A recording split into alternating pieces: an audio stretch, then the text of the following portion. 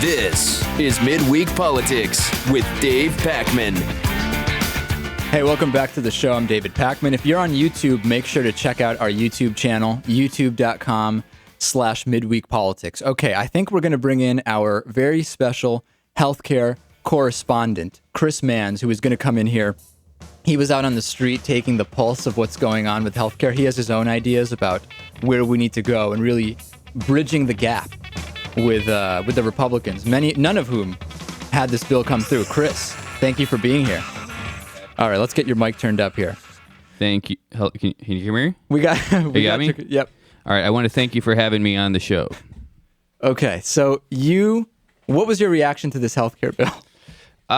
Well, I mean, my immediate reaction was that I was glad that it was passed. I thought that there was a lot of benefits that it offered, but I was just as taken by a lot of the criticism from many people who opposed it. And so basically, as were we. You were also interested in that, or we were taken aback in the same way that you were. Yeah, I mean, you couldn't take it forward at that point because it had just passed. And so immediately I conceived of an idea, well, we have to find a way to reconcile these differences, and that's what led to this project, and that's what led to basically combining democracy, to combining the street to rally support, and then making people say wow at the results. So therefore, Democrastreet Wow. So Democrastreet Wow is a mouthful, but it's also... I want to explain to people when they hear that what exactly that is. And essentially you had some amendments that you were going to propose. Yes. You went out on the street, you talked to people about these amendments, and the long and short is you want signatures to propose certain amendments that will do what? Well, basically to show that there's no reason to overturn the current bill. All you have to do is add these amendments, both parties will be satisfied. So it's like it's your own fix-it bill, so to speak.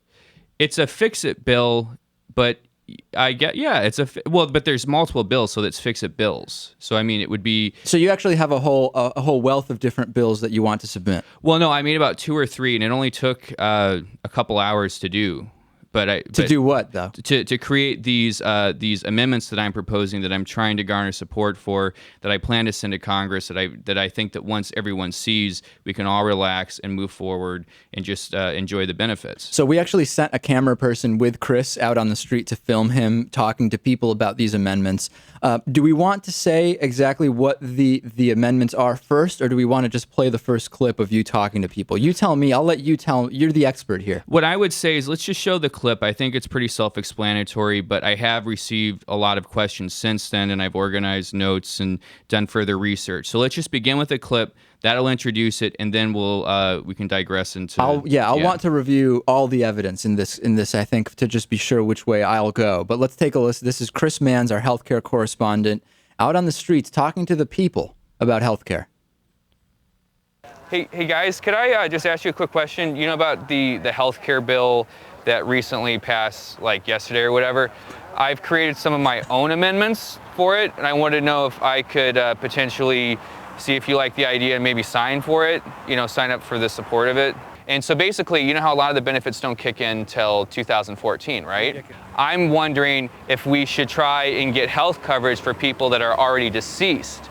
So I was thinking about maybe having like more lenient contraceptives, ones where it's like potentially it protects you from the really, really bad stuff, but maybe then we can increase the sales of like Valtrex and things like that. And what I'm trying to propose with an amendment is to garner support so that the insurance companies will help to cover Propecia, Hey, how you doing? Can I ask you a quick question about the health bill? So what we're trying to do is get health coverage for people that have already died in an effort, if by 2014 they have the technology, we can get them insured. Because hair loss is something that not only affects one's self-esteem and stuff, but you think about how it could reduce one's chances even for sexual encounters, which down the road could lead to testicular cancer and things of that sort. So I'm wondering if we should start to insure people that are already deceased in the event that we're able to figure out how to bring people back to life from the dead. Not the people that we dislike, but like the people that we do like. Can I ask you to quickly listen to an amendment I want to add to the health bill? No. It's good though. You sure? Yes. Okay, so Wow. My reaction is not that went incredibly well. Am I wrong?